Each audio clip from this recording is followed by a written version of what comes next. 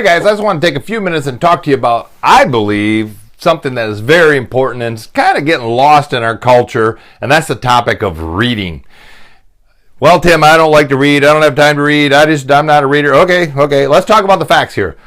75%, fully 75% of self-made millionaires, these aren't millionaires that are trust fund millionaires, self-made millionaires admit they read at least 2 books a month. At least 2 books a month. So regardless if you or I think it's important, they say it is. So when you sit down and read a book, you're choosing to change your association and start to think like some of these great people, maybe from the distant past or recent past, whatever. It's an opportunity for you and I to change our mastermind and really start to expand our thinking. You know, the actor Will Smith, he was on Oprah Winfrey not too long ago. His son and his wife were on there with him, and his son brought up the fact, Oprah asked him something, and he said, yeah, my dad and I are reading Rich Dad, Poor Dad right now by Robert Kiyosaki. And Oprah asked Will, well, why, just out of curiosity, why are you still reading that? You're doing okay financially. He said, well, I still have these, I don't know how he said it, twitches or whatever, this bad thinking, and I want to continue to attack this. Here's a guy that's been really wealthy for a couple decades, and he's still working on it.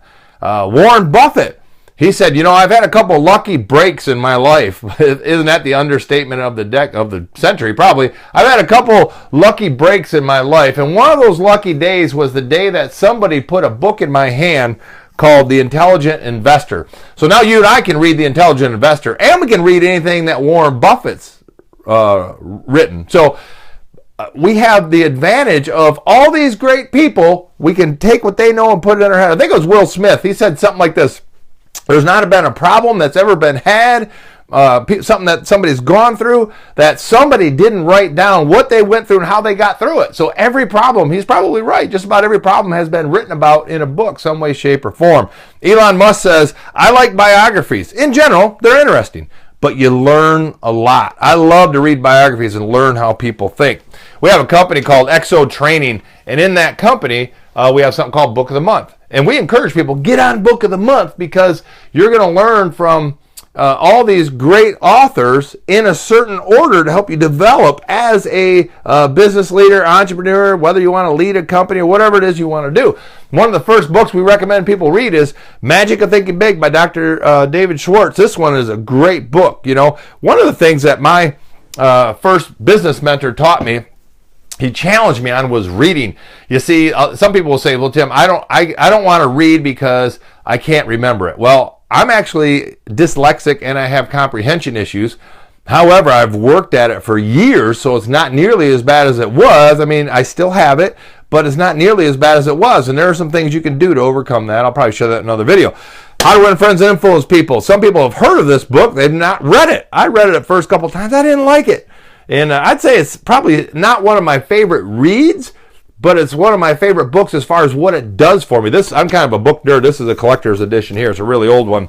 But I love How to Win Friends and Influence People because of what it did for me. Gus Lee, Courage, great book. Well, Tim, I got low confidence. I just don't believe in myself. Here's probably one of the best books you can read on gaining confidence.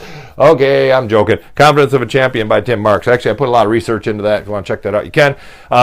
Lean Customer Development. This is another one I'm reading right now. It's not all about people skills, and I'm always reading things to help move the business ahead. Some of the things start with why, the Fifth Discipline, Jim Collins, E-Myth. Got a ton of books up here. Love Your Work, The Leap. How's that for product placement there, BD3? We've got a couple books here for the family stuff. This is for my teens, and this one is my wife's favorite book that I've ever read. It's called What Makes a Woman Feel Loved. And I'm not a perfect husband, certainly far from it, but I always am trying to grow in multiple different areas. Well, Tim, I just don't have time to read. Let's wrap up here because I know you're probably busy. You don't have time to even finish watching this video. I don't have time to read. I understand. But people do read. Matter of fact, 75% of millionaire business owners say they read at least 2 books a month. I don't have time to read. What if we put a real book in our hand instead of Facebook on our little device, whatever we're using? Try that. Real book instead of Facebook. I don't think it helps. I don't think it really helps me. Again, it doesn't matter what I think it does or does not do. 75% of all self-made millionaires say they read 2 books a month or more.